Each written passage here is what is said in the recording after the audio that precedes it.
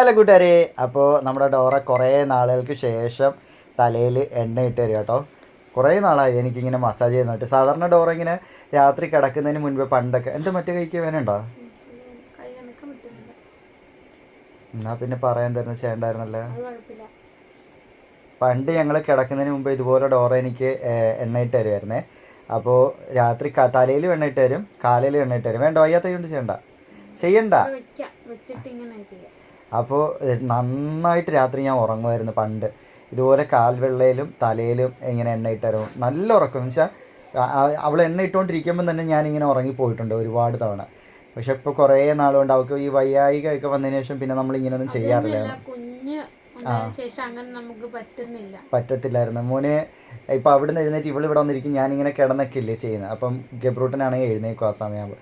അതുകൊണ്ട് അങ്ങനെ ചെയ്യാറൊന്നുമില്ല. അപ്പോൾ ഇന്ന് ഞാൻ പറഞ്ഞേ, ഡോക്ടർ പറഞ്ഞു എനിക്ക് ഉറക്കക്കുറവുണ്ട്, അപ്പോൾ അതിൻ്റെ കുറച്ച് പ്രശ്നങ്ങളുണ്ടെന്ന് പറഞ്ഞു. അന്നേരം ഞാൻ പറഞ്ഞ് എന്നാൽ ഇന്ന് ഇത്തിരി നേരത്തെ കിടന്നുറങ്ങാം, അപ്പോൾ നീ എനിക്ക് ഇച്ചിരി എണ്ണ ഇട്ട് തരാൻ പറഞ്ഞു.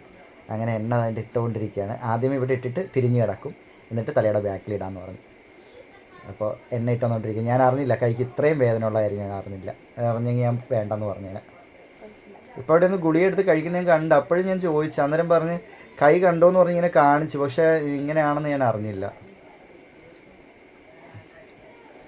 അപ്പോൾ കാണാവേ.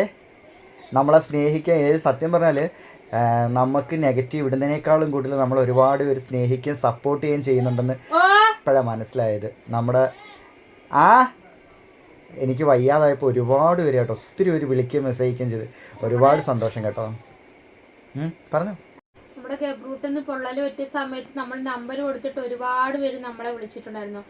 ആ നമ്പർ കൊടുത്തവർ ഇപ്പോൾ ഇച്ചാൻ ഈ വയ്യെന്ന് അറിഞ്ഞപ്പം ആ നമ്പർ കിട്ടി മിക്കവരും തന്നെ നമ്മളെ കോണ്ടാക്ട് ചെയ്യുകയും വിളിക്കും, മെസ്സേജ് അയക്കും. ഓരോ നിമിഷം റിസൾട്ട് കിട്ടിയോ, റിസൾട്ട് കാണിച്ചോ, ഡോക്ടറെ കണ്ടോ, ഇറങ്ങിയോ, ഇങ്ങനെ നമ്മളെ വിളിച്ചു. ഇന്ന് തന്നെ 2-3 പേരെ എന്നെ റിപ്പീറ്റ് വിളിക്കുകയും മെസ്സേജ് അയക്കുകയൊക്കെ ചെയ്തിട്ടുണ്ടായിരുന്നു. അപ്പം നമ്മളെ ഇഷ്ടപ്പെടുന്ന ഒരുപാട് പേരുണ്ട്. എല്ലാവരും പറഞ്ഞ് ഒരുപാട് പരീക്ഷണങ്ങൾ തരും, മുന്നോട്ട് നിങ്ങൾക്ക് അതിജീവിച്ച് മുന്നോട്ട് പോകാൻ വേണ്ടിയിട്ടാണ്, അതൊക്കെ തരണം ചെയ്ത് കഴിയാൻ വേണ്ടിയിട്ടായിരിക്കാം. ഒരു കുഴപ്പമില്ലാതിരുന്ന ആളല്ലേ, പെട്ടെന്ന് ഇത്ര വീണു പോയപ്പം അത് എന്നെപ്പോലുള്ള ഒരാൾക്ക് ഒട്ടും താങ്ങാൻ പറ്റത്തില്ല. അപ്പോൾ അതിനെക്കുറിച്ചൊക്കെ ഒരുപാട് സംസാരിക്കുകയൊക്കെ ചെയ്തു. അതിലൊക്കെ ഒരുപാട് സന്തോഷം. ഒത്തിരി സന്തോഷം.